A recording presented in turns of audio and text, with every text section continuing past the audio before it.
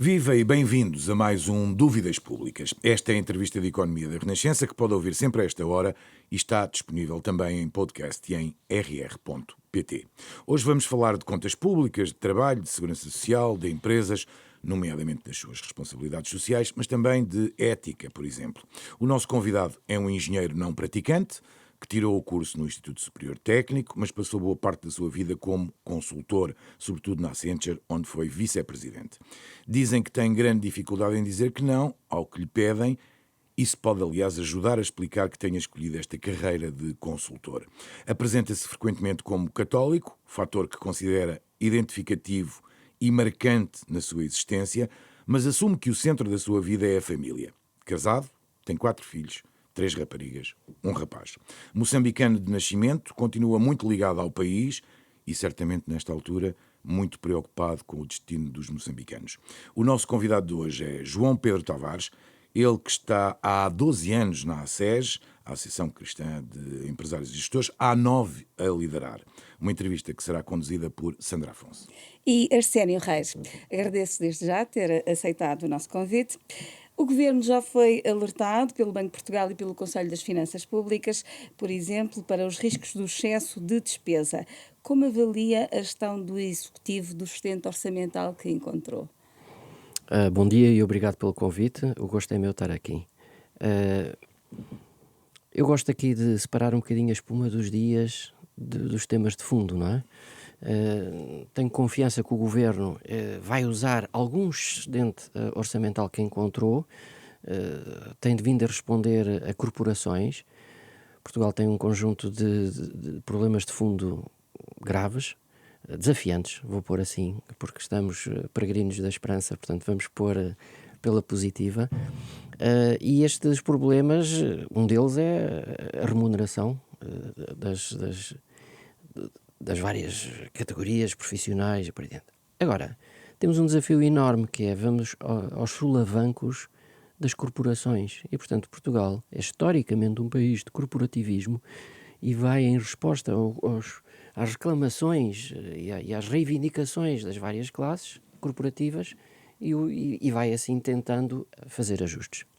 E de quem tem força de protesto de rua? Exato, quem tem força de protesto de rua. E depois temos que aqui mudar um aspecto de fundo que eu já vou referir de seguida, que é Portugal precisa de recuperar e de se desenvolver. Nós não somos o país que podíamos ser. Esta é uma questão de fundo. Será que nós somos o país que podíamos ser? Podíamos ser mais, podíamos ser diferentes, nós somos um pequeno país, mas não podemos ser um país pequeno, quer dizer, em mentalidade, em visão, em crescimento, em desenvolvimento, e portanto há aqui temas de fundo que nos preocupam. Não podemos ter planos de recuperação e resiliência, que são fundos europeus, e construir autoestradas com fundos europeus, e depois o que nos sobra aqui do que temos, vamos distribuindo pelas corporações e para dentro. Não, eu não estou contra aquilo que foi feito. Eu não estou contra ter-se revista a situação dos professores, a situação dos polícias, depois vêm os bombeiros, vêm todas as forças de segurança, as equiparações, vem tudo isto. Agora, temos que sair desta situação. Para isso é preciso sermos melhores para distribuir melhor?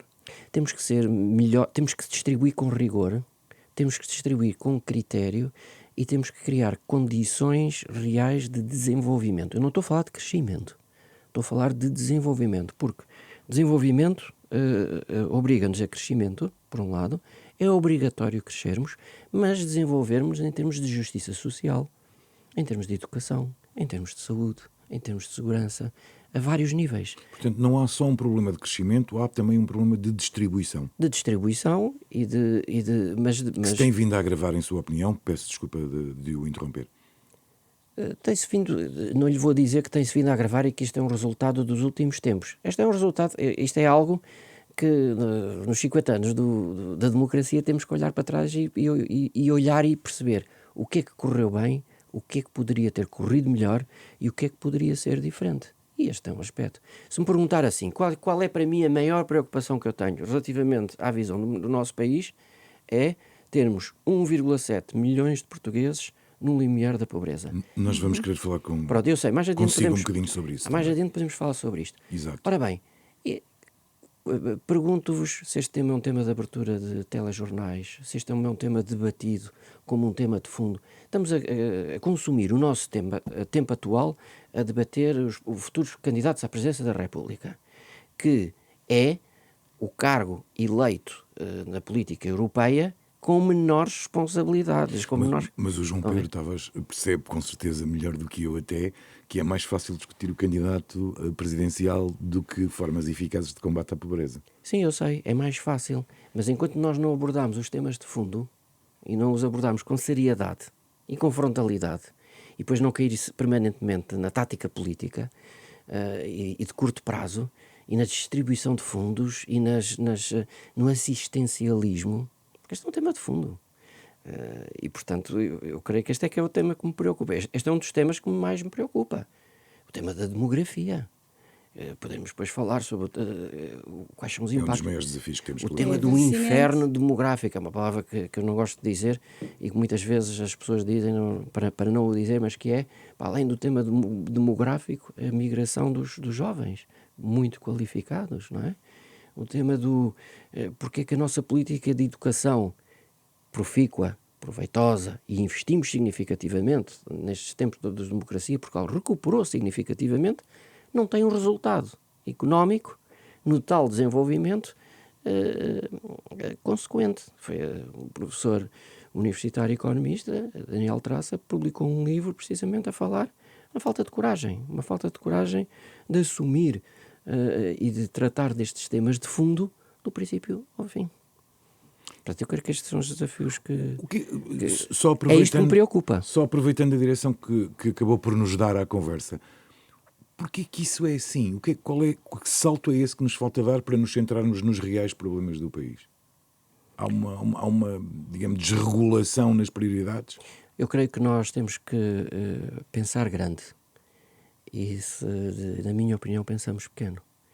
E isto tem a ver com os empresários, com os gestores. Vou-lhe dar um exemplo. A política fiscal penaliza as empresas a partir de determinada dimensão. Então, há muitos empresários e gestores que preferem manter-se pequenos. Além de é preferível eu mandar no pouco do pequeno do que de ter um poder relativo e mais distribuído em algo maior. Ou sair do país. Ou sair do país. Porque é que, por exemplo, uma questão. Porquê é que há portugueses que imigram e que têm imenso sucesso fora do país? Imenso sucesso. Que emigraram para a França em tempos idos, tornaram-se empresários de referência. Porquê é que o nosso país não é berço deste empreendedorismo e o acolhe como algo que é positivo, que é profícuo?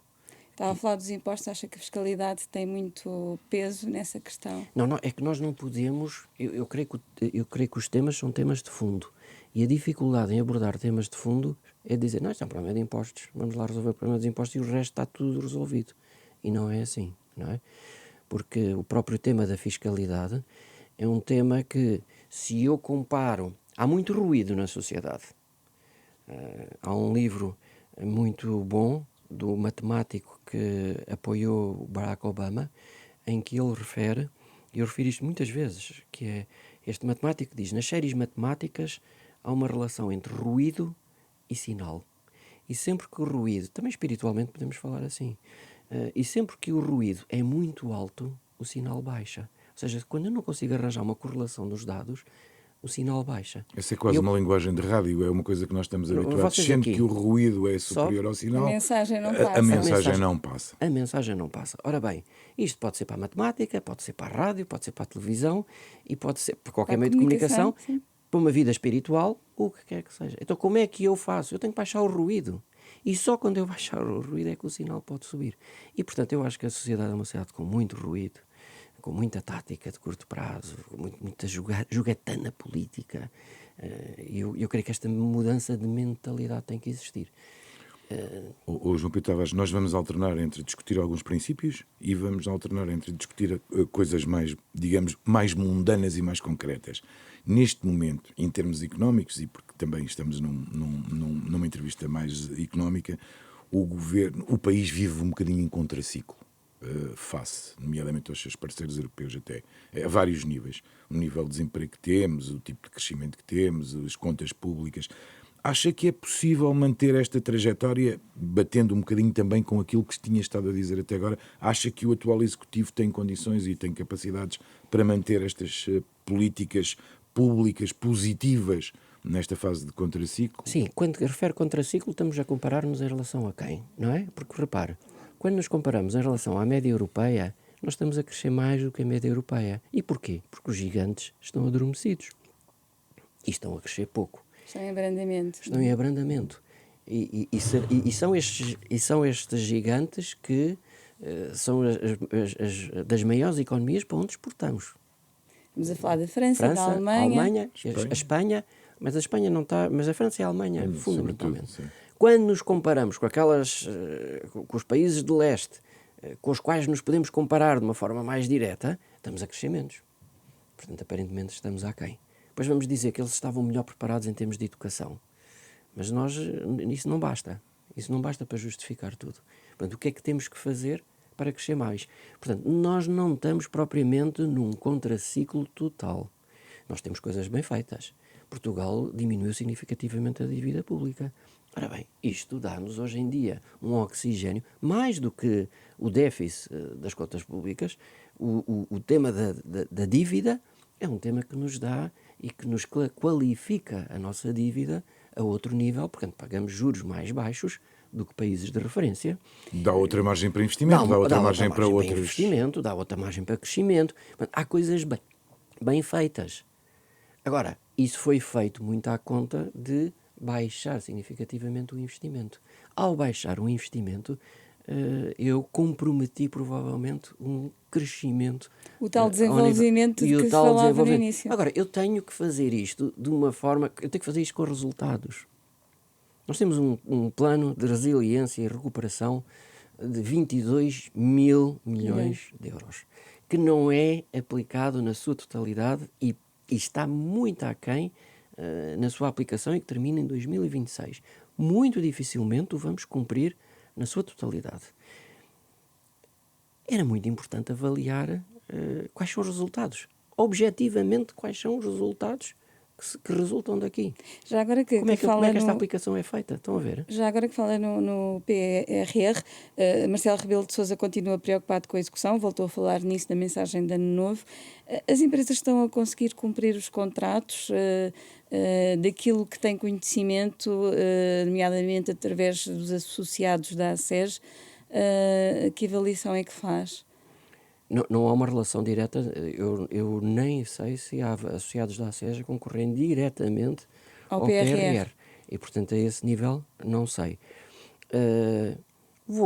Eu creio que os pontos que o Presidente da República referiu na última mensagem de Natal vão ser os mesmos pontos que vai referir na sua última mensagem de Natal no final de 2025. E porquê? Porque eu, para obter... Isto é um tema das empresas. Eu, para obter resultados diferentes, eu tenho que atuar de forma diferente. Se eu não atuo de forma diferente, se eu não mudo a minha forma de atuar, eu vou obter os mesmos resultados. E a minha pergunta é, vêem o país a fazer grandes mudanças significativas na sua forma de atuar? Não vê diferenças agora com esta gestão do governo da AD? Sim, existe um esforço e um foco. E existe alguém que assume a responsabilidade e que tem a responsabilidade de responder por este tema. Esse é um passo muito significativo. Portanto, acha que é mais favorável neste momento para o tecido empresarial o ambiente que se vive no país? Sim, porque repare, isto não tem a ver com as candidaturas das empresas em si, tem a ver com todos os processos de aprovação, tem a ver com a elegibilidade dos projetos, com os ajustes que têm que ser feitos. Agora, eu recordo que à luz do PRR, a primeira obra que foi na altura identificada era uma ponte sobre o Douro. E eu pergunto, isto é recuperação ou é resiliência? Não sei. Eu vejo autocarros financiados pelo PRR e frotas novas e eu pergunto, isto é recuperação ou é resiliência? Qual é o impacto que isto vai ter na economia? Como é que isto vai diminuir o desemprego? E não é diminuir em percentagem, porque repare, Portugal tem uma taxa de desemprego baixa. Ou seja, nós estamos, de alguma forma, na máxima força. Mas agora discute-se uma nova onda de desemprego com a questão da crise do automóvel. Essa é uma externalidade que vai ter um impacto significativo. não é? Que é o contexto europeu e a desaceleração europeia e as grandes economias que estão a esfriar e que vão levar ao fecho de fábricas, provavelmente, à diminuição da atividade e Eventual provavelmente trazer deslocalização. novos desafios ao nível do desemprego. Mas nós já não podemos medir só se estamos em emprego ou desemprego. Nós temos que medir a precariedade desse emprego, E a qualidade do a mesmo. qualidade dos vínculos laborais, a produtividade, que é sempre um problema que temos na nossa economia. Vocês veem uma linha de fundo a ser... Isto não é uma responsabilidade do governo, exclusivamente. Isto é uma responsabilidade de todos os agentes líderes na sociedade.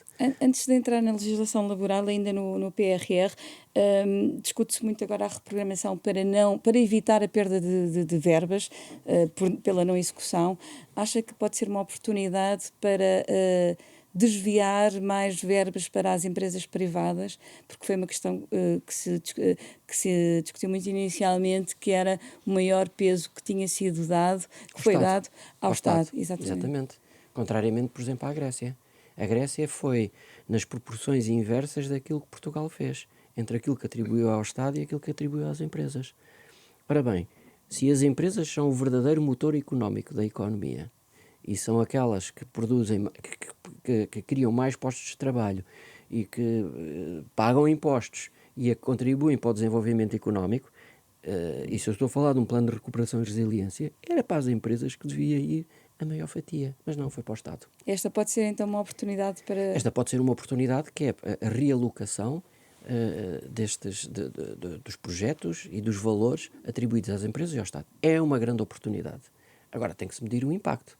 E tem que ser, não podem ser situações de oportunismo, lá vêm mais fundos europeus e vamos tirar a oportunidade daqui. Neste caso concreto, e havendo na sua base uma decisão política de entregar mais, ou seja, investir mais destas verbas no Estado do que nas empresas privadas, isto significa que a decisão política está errada ou que as empresas não têm capacidade de reivindicação junto dos decisores políticos?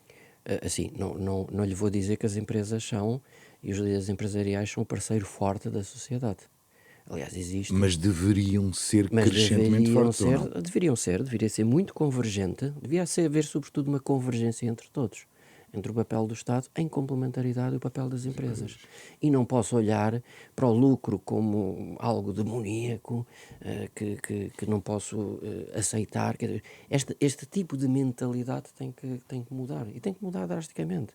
E os próprios empresários e líderes empresariais têm que ser pessoas de enorme confiança, que criam valor, que distribuem de uma forma justa e que as suas empresas obedecem a um propósito desta criação de valor e desta distribuição e deste contributo para uma sociedade mais justa. E isto também decorre de termos uma sociedade, de um país de baixos salários. Este discurso contra o lucro, não é? É verdade. Temos um país de baixos salários e este é outro desafio que temos, que é como é que eu posso transformar as pequenas e médias empresas em maiores, em grandes, e como é que eu posso crescer na cadeia de valor. Eu sou um produtor de referência de azeite, mas o meu azeite vai para a Itália e é vendido como azeite italiano. Produzo vinho que vai para a Espanha e para a França e é vendido como vinho espanhol e francês. Ou seja, o preço final vai inflacionado face ao produto original. Portanto, eu tenho que crescer nesta cadeia de valor e tenho que crescer em dimensão e tenho que ser mais atrativo.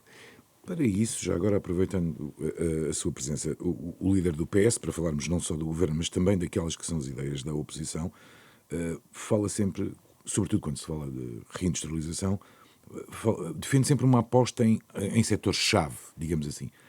Acha que esta ideia, ponto 1, deveria ser concretizada, e segundo, seria esse o caminho para nós, eventualmente, até melhorarmos índices de produtividade? Sim, repare que o relatório Porter, que não sei se recordam, Sim. o relatório Porter teve um impacto brutal na economia portuguesa, reconfigurou. Repare, Os clusters. Foi aqui que surgiram os clusters, foi aqui que surgiu o cluster automóvel, e o cluster automóvel com a Auto Europa e a Ford Eletrónica e outros e outras fábricas, algumas que estão em risco de poder vir a fechar, trazem toda uma cadeia de valor de produção de vidros, de equipamentos, de peças, e que trazem uma cadeia de valor por arrasto muito significativa. Portanto, É isto pode que Uma fazer fileira sentido essa enorme aposta foi. Claro que por pode fazer setores. sentido. Claro que pode fazer sentido, mas não pode ser à luz da tática política que agora vou propor isto. Tem que ser com uma visão de longo prazo. Quando um primeiro-ministro diz, vou definir uma agenda para 10 anos, e digo isto antes de ser ministro, e quando sou ministro nunca mais o falo, Não, e há aqui depois qualquer vem coisa outro que está de governo mal. com Está uma a ver? estratégia diferente, que depois refaz o que foi feito. Não é? A questão Por é essa, exemplo, não há uma sucessão. Por exemplo, Diz que digamos, uma das explicações para o sucesso do turismo em Portugal tem a ver com definições de agendas a 10 anos, precisamente. exatamente, e porque não houve aqui um excesso de regulação que limitou. Tolhesse Se o o país, conhecimento, reparem uma coisa, o crescimento. eu não sei, tenho amigos que poderiam falar sobre este tema, mas o turismo creio que cresceu de 13%. Imaginem que um país crescia como cresceu o turismo. E reparem que quando nós olhamos para o turismo não cresceu em volume, mas cresceu em qualidade. E este é que é o salto. É isto que reconfigura o turismo. Ou seja, nós já não temos o que chamávamos o turista de pé descalço, que vinha para ocupar campismo, mas temos neste momento uma oferta de um turismo de elevadíssima qualidade que ombreia com outras realidades. Esta reconfiguração é esta que tem que existir. É esta reconfiguração Nos vários setores. nos outros setores. Estão a ver? E, portanto, esta atuação conjunta, em que estes membros do turismo não atuam de forma granular e de forma absolutamente independente, mas atuam como uma comunidade de prestadores de serviços aos mais diversos níveis, é aqui que tem que existir. Este é um grande exemplo para o resto da economia portuguesa. Eu gostava ainda de recuperar um tema que já aflorámos, que tem a ver com os impostos. Cavaco Silva defende esta semana uma reforma fiscal, concorda? Concordo. Concordo porque foi feita uma reforma fiscal pelo professor Cavaco Silva enquanto primeiro-ministro e Miguel Cadilho enquanto ministro das Finanças, onde foi revisto na totalidade toda a política fiscal, e depois a partir daqui foram feitas adendas e taxas e taxinhas e taxa isto e taxa aquilo. E qualquer coisa que mexe é taxada. E portanto eu sobre isto vou pôr quase a mão por cima e com isto impeço muitas vezes o desenvolvimento económico. Sim, concordo. Neste momento aquilo que temos é uma manta de retalho de taxas e taxinhas, de tudo e mais alguma coisa, e portanto Sim, a a carga reforma fiscal, tem mais de 20 anos, não é? a reforma tem mais de 20 anos, cá está, é o tal, e creio que no artigo proposto, que não é apenas e só ele, mas Carlos Tavares, em conjunto com outras pessoas, ex-ministro da que Economia. propõem o envolvimento amplo de todas as forças, não é? Não só políticas, mas também da sociedade civil, para proceder a esta reforma. Exatamente, é nesse sentido que temos que caminhar. E em relação ao orçamento em si, a redução fiscal, nomeadamente para as empresas, ficou aquém? Sim, foi aquilo que foi possível negociar. Cá está. Mas, de novo, não é uma medida de fundo. É uma medida de tática política de muito curto prazo. Estão a ver? Eu aqui gosto, e se me permitem, vou aqui derivar um bocadinho, porque gosto muito de aplicar os princípios do Papa Francisco para o discernimento e para a decisão e para diante. E o Papa diz estes 4 princípios, que é o tempo, a unidade, a realidade e o todo. E que estes 4 aspectos sobrepõem-se ao espaço, ao conflito, à ideia e à parte. O que é que ele diz? O tempo é superior ao espaço. O que é que isto significa? Significa que eu tenho que ter uma visão de longo prazo e não de tática de curto prazo. E, portanto, eu tenho que separar as duas coisas. E, portanto, esta liderança como serviço, de foco no prazo e não na tática. Primeiro princípio. Segundo princípio, a unidade prevalece sobre o conflito. Esta unidade obriga, obviamente, a ter uma atitude de humildade. Ou seja, eu para ter esta unidade tenho que abdicar de algumas coisas em busca do bem comum. Não posso fazer valer os meus pontos até ao fim. A unidade tem que prevalecer sobre o ter razão. E, portanto, este é um aspecto muito importante. E esta capacidade de aceitar a diferença. Este é um princípio muito importante, que deve ser aplicado para os líderes empresariais, para os líderes políticos, para os líderes sociais, religiosos, todos. Depois o terceiro princípio. A realidade é mais importante do que a ideia, o conceito ou o preconceito. E o que é que isto significa? Significa que temos que viver uma simplicidade e um sentido muito prático de justiça. E nós muitas vezes andamos a discutir ideias, e temos ótimas ideias, mas não discutimos a realidade das pessoas. Falei há bocadinho da pobreza. A realidade dos pobres. Reparem que muita gente entraria no desemprego se amanhã acabasse a pobreza em Portugal. Porque há tanta gente dedicada ao tema, mas cada um faz por si. E é tudo tão assistencialista. Mas nós temos que ser concretos e específicos. Como é que nós nos vamos propor a baixar este tema? E o quarto princípio, o todo é superior à parte. Esta busca do bem maior, do bem comum, o desprendimento de agendas pessoais, este espírito de serviço. Se nós cumprirmos com estes princípios, para qualquer líder, eu creio que estamos num contexto diferente e numa mudança significativa de paradigma na nossa sociedade. Já agora, isso leva-me a uma pergunta: falta espírito de serviço na política? Eu não quero ser injusto, eu não gosto de respostas que abarquem o todo e a totalidade das pessoas, porque haverá dentro da política pessoas com grande espírito de serviço. Sem nenhuma dúvida que há, obviamente. Sem dúvida. Eu, por exemplo, que imagem temos dos professores? É alguém que protesta imenso. Não. Eu conheço professores e lidei com realidades de professores que faziam de pais, de guias, de líderes quase espirituais, com sentido de família e com imensa vocação. Portanto, estão a ver, nós não podemos generalizar. Mas sim, tem que haver mais espírito de serviço, tem que haver mais a promoção de soluções de caminho, de longo prazo e não apenas de curto prazo. Há bocadinho falávamos que governo aproveita as medidas do governo anterior. Que governo? Porquê é que eu deito tudo fora e volto a fazer de novo?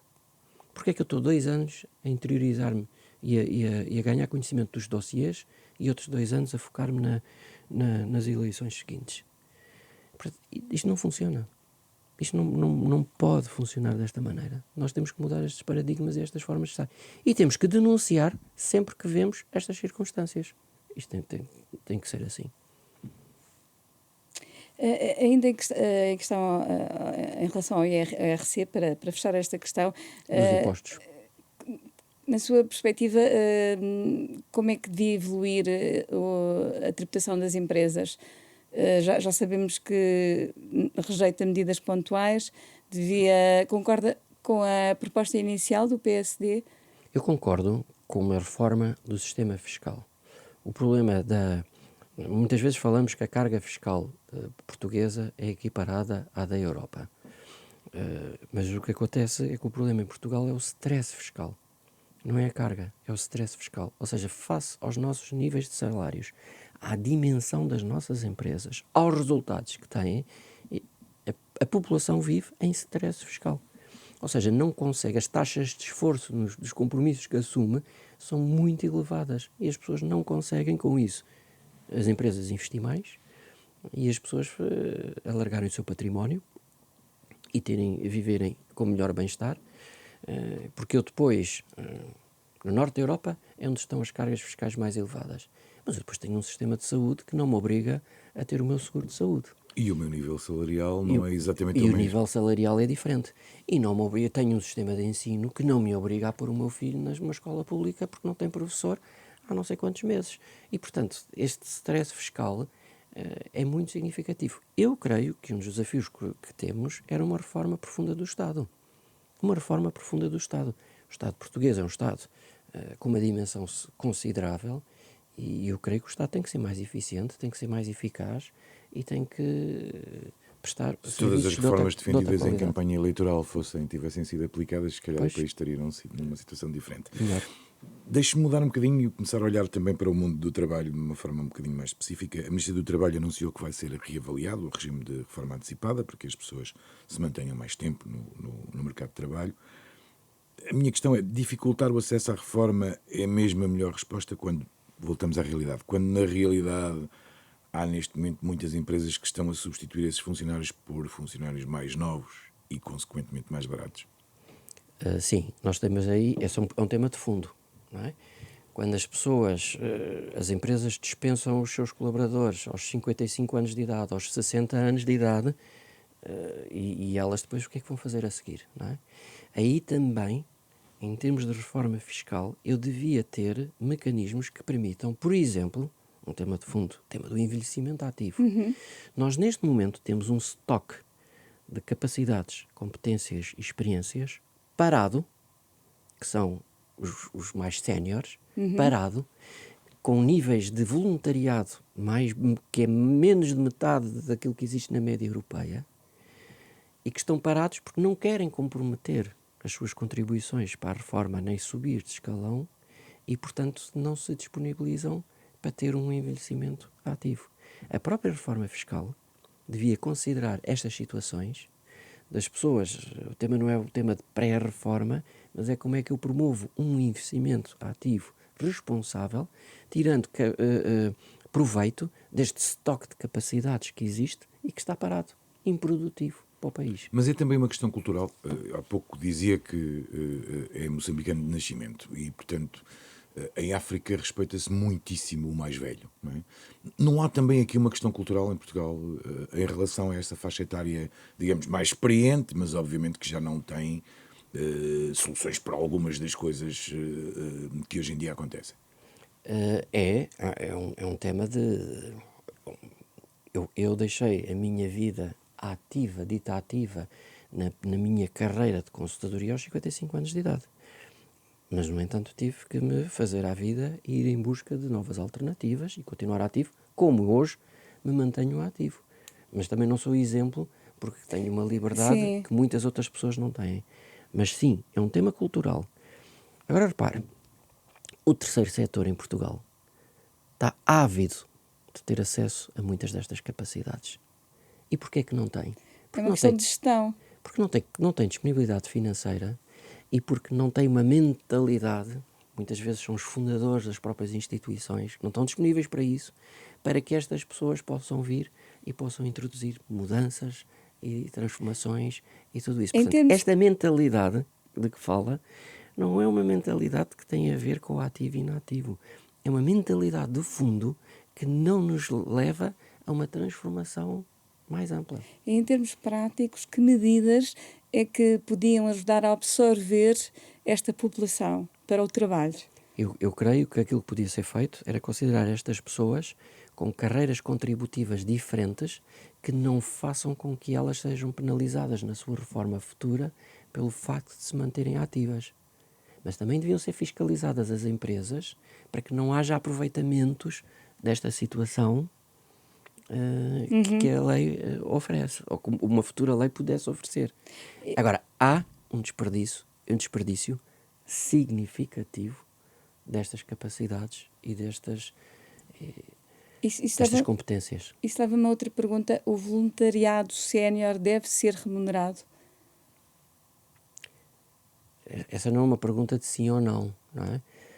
Mas poderia ser remunerado. Depende das circunstâncias. Tem-se falado muito sobre o tema dos cuidadores informais. Qual é a carreira contributiva de um cuidador informal?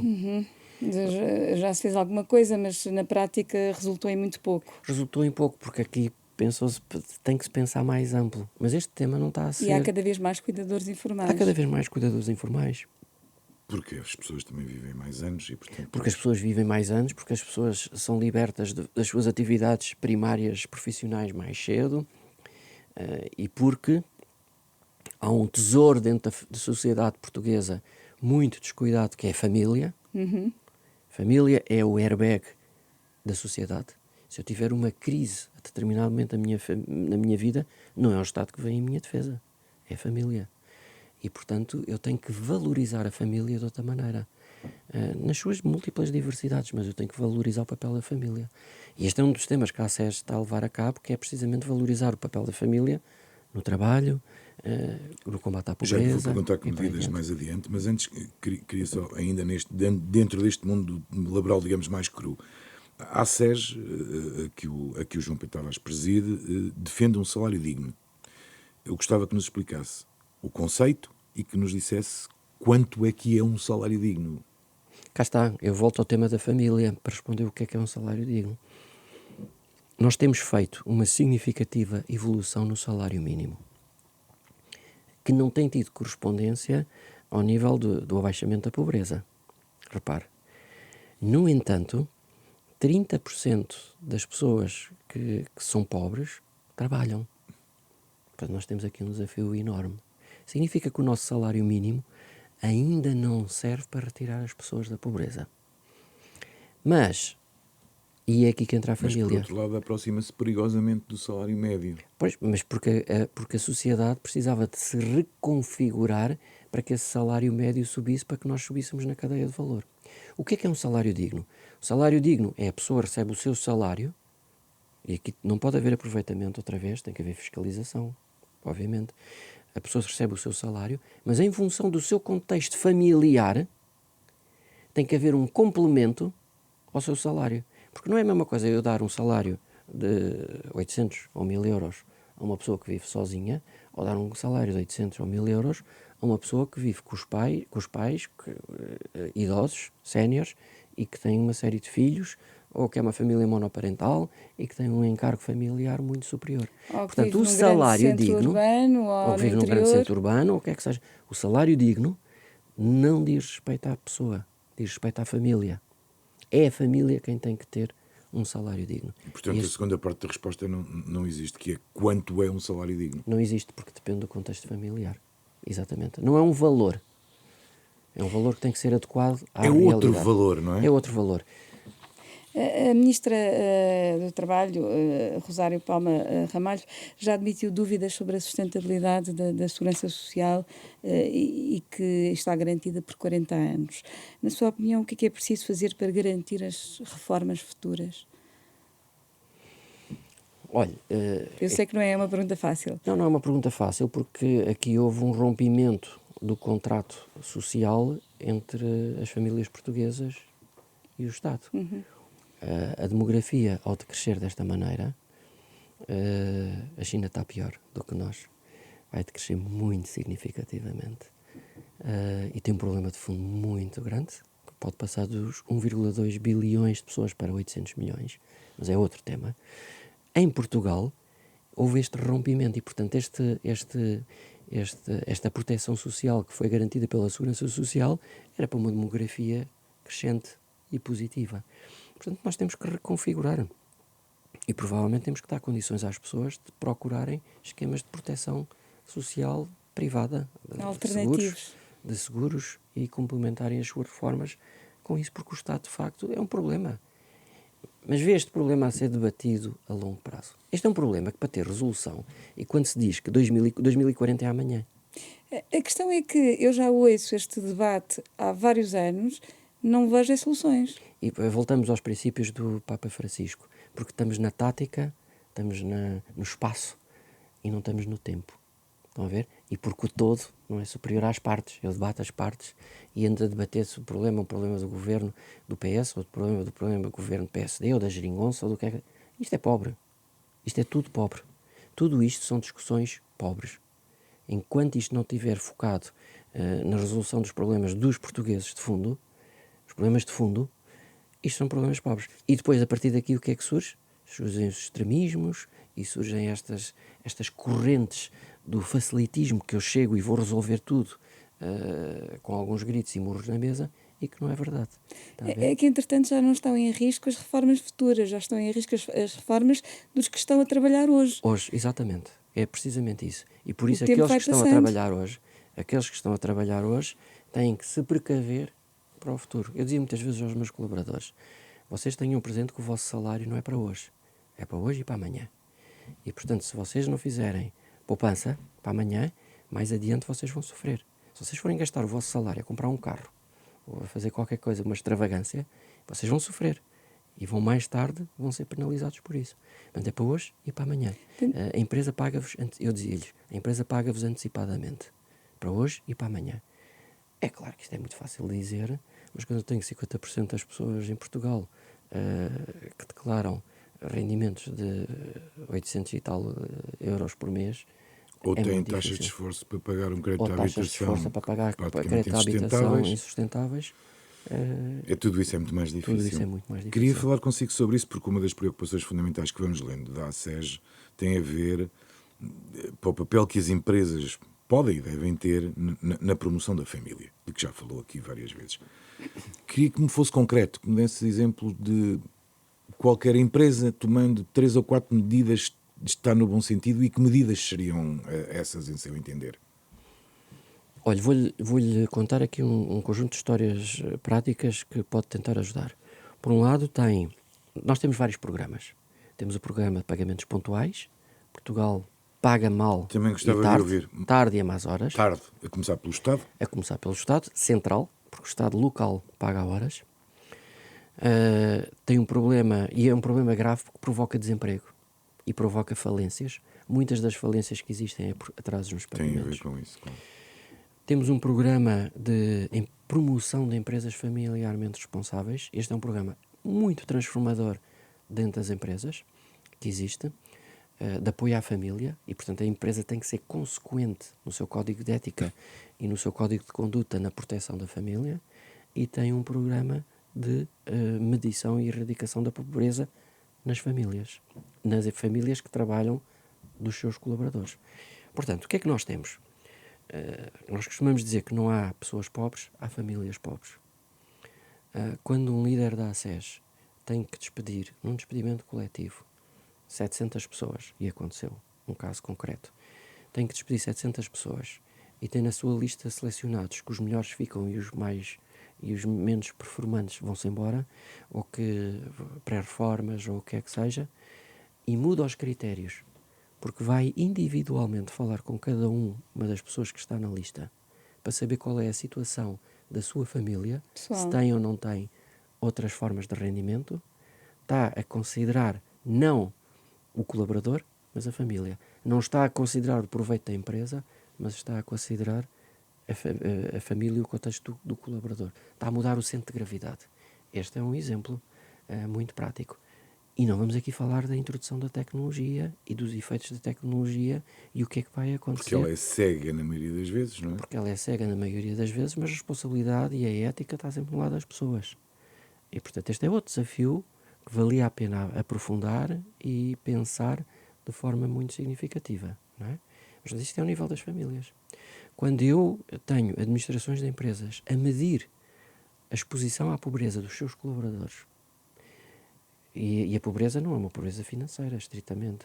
É família financeira, habitacional, de acesso aos cuidados de saúde, de inserção comunitária, de acesso ao ensino, à mobilidade, de acesso ao ensino. Nós medimos aos múltiplos níveis e medimos ao nível da família.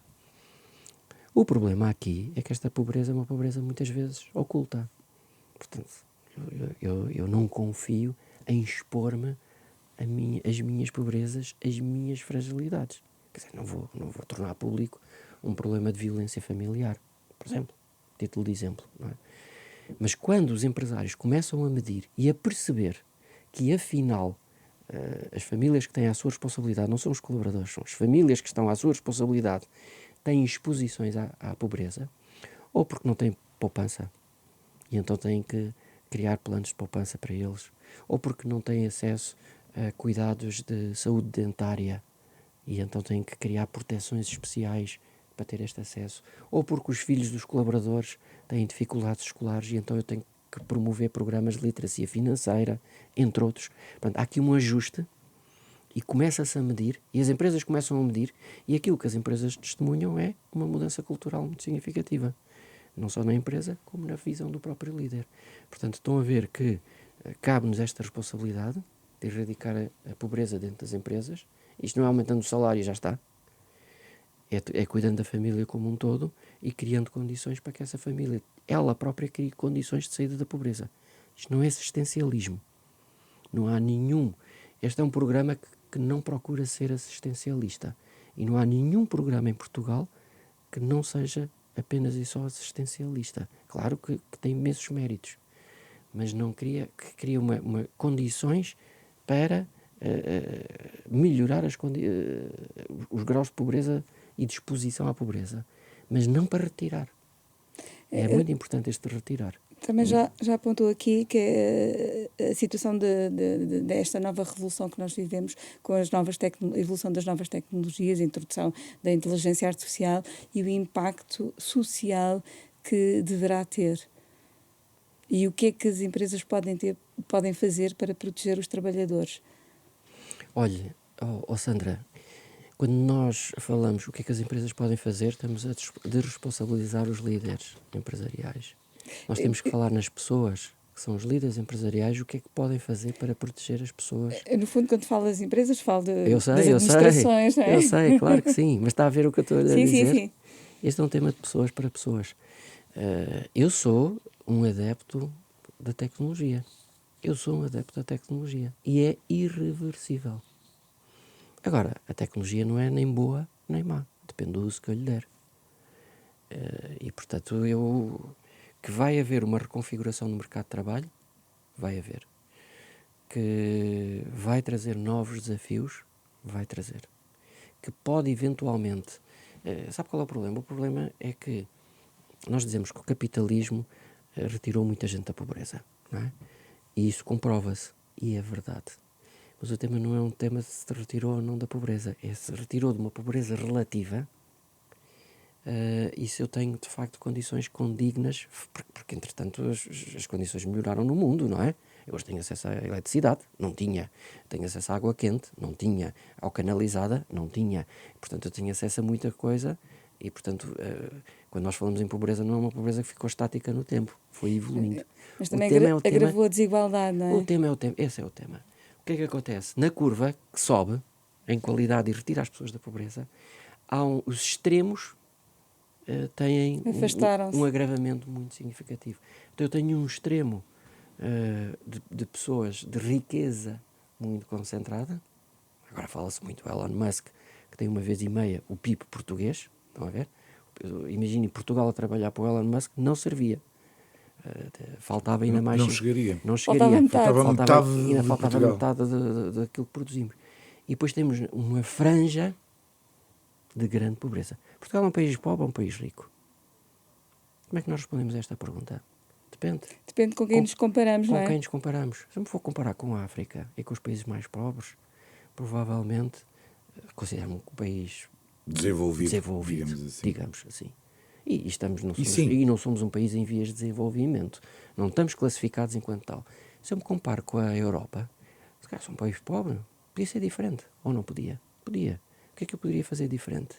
Era aplicar aqueles princípios, atuar em conjunto e não andar nesta fumaça e nesta tática de muito curto prazo. Eu gostava, o tempo corre muito contra nós, estávamos a falar de que parece sempre pouco, mas gostava de olhar um bocadinho também para essa parte mais ética, porque muito parte dessas decisões tem que ter alguns princípios éticos na base, não é? Nos últimos anos, vários negócios, até empresas com capital público, têm sido notícia por decisões que levantaram questões desse tipo. O mais recente levou agora à saída do presidente da Galp, enfim, Tem-se misturado assuntos sérios de justiça com questões privadas ou acha que não? Acho que aqui também existe muita espuma, muito fumo na situação. Primeiro, esta é uma situação em concreto com muito sal e pimenta, não é? Porque vem logo a situação, misturar a situação pessoal, de relação escondida, familiar e por aí adiante. Segundo, lamentavelmente, foi tornada pública.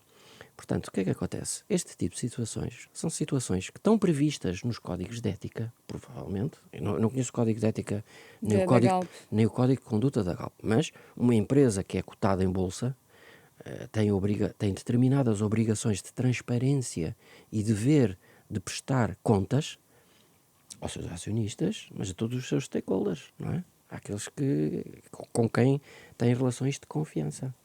Portanto, eu não conhecendo este código de ética, existem canais de denúncia e canais de denúncia anónima e de irregularidades. Quando eu vejo uma coisa irregular, eu tenho que denunciá-la. Mas isto, também de acordo com o RGPD, Regulamento Geral de Proteção de Dados, deve ser tratado de uma determinada forma e com determinado decoro. Portanto, eu não vou avaliar a situação de per si, não vou ser juiz, não vou ser moralista. Agora, isto configura uma uma quebra de confiança? Isto configura... nós temos que ir sempre pelos critérios. Configura uma quebra de confiança, de abuso de poder, de incompatibilidade ou não? Se eu tenho uma pessoa para a qual trabalho, ou que trabalha comigo, e que esta pessoa quer promover uma cultura de meritocracia, como é que eu me comporto diante dos restantes? Como é que eu tenho distanciamento para fazer esta avaliação? Esta avaliação foi uma avaliação que eu tornei pública. Eu tive a liberdade de torná-la pública. Quando eu vou avaliar esta pessoa, eu retiro-me. Não vou estar... não vou ser juiz em causa própria, ou não? Portanto, a ética é este nível que estamos. Mas acha que as empresas portuguesas tendencialmente deveriam ter um código de ética ou não? Elas, a partir de determinada dimensão, estão obrigadas a ter um código de ética. E isso é muito importante. E, portanto, uma cultura de ética empresarial é uma cultura muito importante. E falta essa cultura? Em Portugal, eu creio que nós temos que evoluir numa cultura de maior rigor, maior foco, maior rigor, maior transparência. Eu creio que nós temos aí um caminho a percorrer ainda. É um desafio. Outro caso que tem marcado as últimas semanas é o caso do Hélder Rosalino, o gestor que não aceitou o cargo de secretário-geral porque não iria conseguir manter o salário do Banco de Portugal. O governador vai agora ao Parlamento para dar explicações. O que é que acha que o supervisor precisa de explicar sobre esta situação? Bom, o supervisor... neste caso, o caso Hélder Rosalino, voltamos outra vez ao princípio. Voltamos sempre ao mesmo sítio. Voltamos ao princípio, que é, foi um decreto aprovado à depressa, entre o Natal e o fim de ano, para permitir que esta situação fosse resolvida. Foi tratado com a devida prudência, com a devida sensatez, com a devida transparência, ou não? E há uma quebra de confiança, porque volta aqui ao ruído e depois misturamos muita coisa. 15 mil euros, mas isso é um valor muito elevado. Misturamos isto com o processo, com a forma como foi feito, um ex-governante, e há aqui muita coisa que mistura. E depois dizer que o Banco de Portugal não pode apoiar partidos políticos, não é o caso. Era um membro do governo, e depois vem-se a saber que afinal no passado já tinha acontecido. Portanto, estão a ver que vão-se descobrindo estas coisas e depois vem-se a descobrir que no passado também já aconteceu e que também já se fez e que ninguém soube e que isto gera depois o ruído e a desconfiança. Eu creio que aqui o Parlamento às vezes tem um excesso de pedidos de esclarecimento e de trazer temas para a praça pública que devia ter mais critério. E, portanto, pedir ao Governador do Banco de Portugal para vir fazer uma explicação ao Parlamento não me parece a melhor situação. Acho que o Parlamento tem as suas obrigações, mas faz um excesso de policiamento em determinados casos, convidando as televisões e as rádios a estar presente e a criar muito ruído. E alguns processos, vocês olhem para trás, mas alguns processos. Quem é que avalia a qualidade do que foi feito e a importância do que foi feito e o que resultou do que foi feito? Portanto, aqui o Parlamento não se pode substituir à Justiça, não se pode substituir ao Ministério Público. Cada um tem que estar no seu galho e tem que se comportar com muita dignidade naquilo que faz. Isso também vale para as comissões de inquérito? Eu estou precisamente a falar das comissões de inquérito. Eu não estou a dizer que as comissões de inquérito são más, mas que há um excesso e por qualquer motivo se chama ao Parlamento, é uma situação, é muito ruído. Vocês reparem que nós estamos sempre à volta dos mesmos temas. Quer dizer, se eu tivesse que ir... Nós temos aqui a falar de sintomas, não é? Mas por trás dos mesmos sintomas estão sempre os mesmos problemas. E aqui o Papa Francisco, com os seus princípios, dá muita clareza sobre o tema, não é? E, portanto, eu creio que aqui há muito ruído. Estamos mesmo a terminar, mas não queria terminar antes de lhe perguntar. Este ano, enfim, se olharmos para a frente externa, temos o abrandamento das principais economias europeias, falou disso há pouco, as tensões geopolíticas, enfim, as guerras, Médio Oriente, passam por aí. Moçambique, que muito nos preocupa a nós, particularmente, portugueses. Mas sobre o qual não nos pronunciámos mas ainda, sobre o qual institucionalmente, está a ver? Ou pronunciamos-nos, se calhar, numa fase em que mais valia não o termos feito, enfim. E temos até o regresso de Donald Trump, imagine-se, à Casa Branca. Eu digo, imagine-se é de português, porque para os americanos normais seria normal. O que eu lhe queria perguntar é, e as empresas portuguesas estão preparadas para enfrentar isto tudo que nos ameaça bater à porta, digamos assim? Eu creio que as empresas portuguesas têm demonstrado uma resiliência e uma capacidade. Há uma qualidade global nas empresas, em particular nas exportadoras, muito significativa. E algo que nos deve orgulhar. As exportações em Portugal continuam a crescer. As empresas continuam a crescer na apresentação de resultados e de produtos. Há inovação, há startups, há dinâmicas empresariais e nós a esse nível temos que nos orgulhar. E nós passamos por várias crises até aqui chegar. Agora, nós não podemos cair na maior armadilha do DNA do português, que é a vitimização. E reparem que nós temos este problema genético. E a vitimização é o contrário, é o ser não líder. É o contrário de liderança. Se existe uma palavra contrária à liderança, é a vitimização. A culpa é da Alemanha, a culpa é de Espanha, a culpa é da União Europeia, a culpa é do árbitro. Porque se o árbitro marcasse o penalti, e hoje em dia, no meu exame de consciência, eu chego ao final do dia e pergunto-me sempre se me vitimizei ou não. Porque isto está cá metido. Está cá metido, o cromossoma da vitimização está cá. E portanto nós temos que retirar-nos desta vitimização. E agora veio o Trump, veio o homem das taxas e vem o homem do protecionismo. Eu estive aqui a ler um relatório de projeção para 2025. O que é que podemos esperar de 2025? E vinha o Trump no prefácio, o Trump na Europa, o Trump na América, o Trump na Ásia. Quer dizer, todos os capítulos regionais falavam no Trump. Quer dizer, qual é a oportunidade que temos com o Trump? Provavelmente temos aqui oportunidades por trás. Não é? Para explorar. Para explorar. O que é que eu posso fazer? Sabendo que vou ter mais incerteza, que vou ter provavelmente situações mais erráticas. Ainda bem que não sou a Groenlândia, ainda bem que não sou o canal do Panamá, ainda bem que sou pequeno e que ninguém olha para nós, que somos um país que não dá nas vistas. Perante isto, quais são as oportunidades que temos a partir daqui? Eu acho que nós temos imensas oportunidades e temos que as explorar. Estamos mesmo a fechar. Tentamos sempre conhecer melhor os nossos convidados também através da música, por isso lhe pedimos que escolhesse um tema musical de que goste ou que tenha marcado alguma fase da sua vida.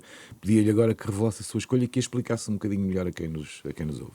Olhe, é as variações de Goldberg, de Johann Sebastian Bach, e escolhi esta música. Podia ter escolhido uma música também pelo mesmo critério, podia ter escolhido uma música mais espiritual, tipo TZ, que gosto muito, mas esta é uma música que me acompanha muitas vezes, que eu tenho que escrever um texto, ou tenho que me inspirar, ou tenho que me pacificar, ou tenho que descansar, ou tenho que me tornar o meu pensamento mais cristalino. E, portanto, esta melodia ajuda-me imenso. E eu gosto muito desta melodia. Há uma outra que eu tive para escolher, mas que não escolhi, e que é o Gabriel Oboe, do filme A Missão, que é a música que me transporta também, que é que quando o homem já não consegue comunicar através da linguagem, comunica através da música. E, portanto, a comunicação entre os missionários e os índios foi feita através da música, e é uma música também muito inspiradora e muito bonita. Mas, portanto, algo que nos transporte. Muito bem, a escolha musical de João Pedro Tavares, Presidente da SES, o convidado deste Dúvidas Públicas, a quem, obviamente, agradeço. O programa de hoje contou com o apoio técnico de Rui Glória, a sonoplastia de João Campelo, a imagem de Beatriz Pereira. Até para a semana. Boa semana.